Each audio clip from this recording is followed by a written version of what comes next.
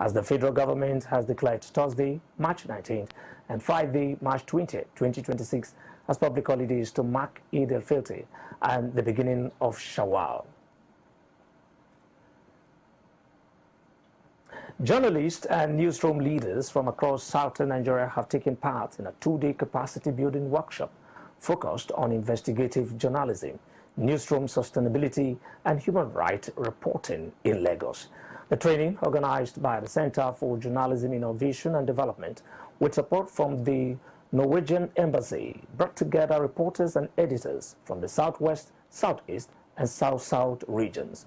The workshop aimed to strengthen investigative reporting skills, deepen understanding of governance and electoral processes, and equipped media organizations with strategies for long-term sustainability.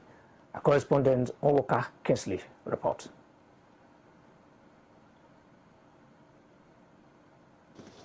Generally, under international law, international humanitarian law, civilians ought not to be targeted in situations of armed conflict. But journalists occupy a special position. So as civilians, journalists are entitled to the same protection afforded to civilian population during armed conflict. Speaking during the training, the Cjid project manager for conflict, security and human rights, Sefa Ipa, said the training is aimed at strengthening newsroom to redefine their reporting approach with emphasis on accountability journalism. We hope to see a media that's very strengthened.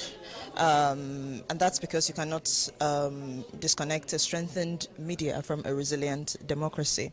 So over 2 days, today and tomorrow, we're going to be talking to a number of newsroom managers from the southern parts of Nigeria on how to refine their reporting and to reclaim their role as the gatekeepers of democracy in Nigeria. We are looking for a media that is able to be an accountability watchdog for our government. I mean, anywhere in the world, I mean, citizens, yes, but the media speaks for the masses.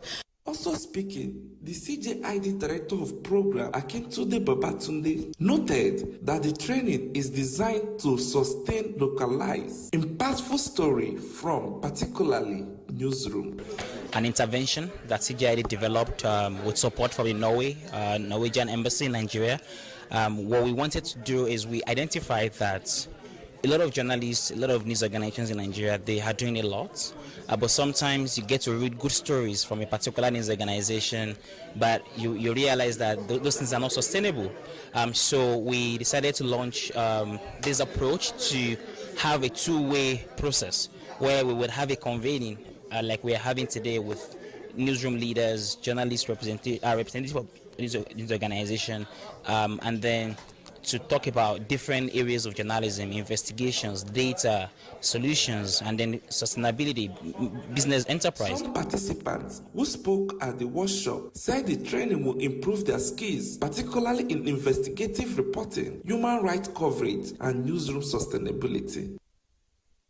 At the end of this training, I'm going to go back, more refreshed, than I came, with the skills and the tools that I need to, tell even deeper stories that concern human rights reporting, particularly in the Southeast region, of course, where I'm based, where it's looking like issues around human rights are underreported. Everything we do in the newsroom, because it's not just reporting about what doesn't work, it's about reporting what works or how what doesn't work should work going forward. I am a development and social impact journalist, so what is happening here is another perspective to the work I'm already doing. So it's now to elevate my work higher. As the intensive training comes to a close, it is clear that the future of journalism depends on courage, ethics, and innovation.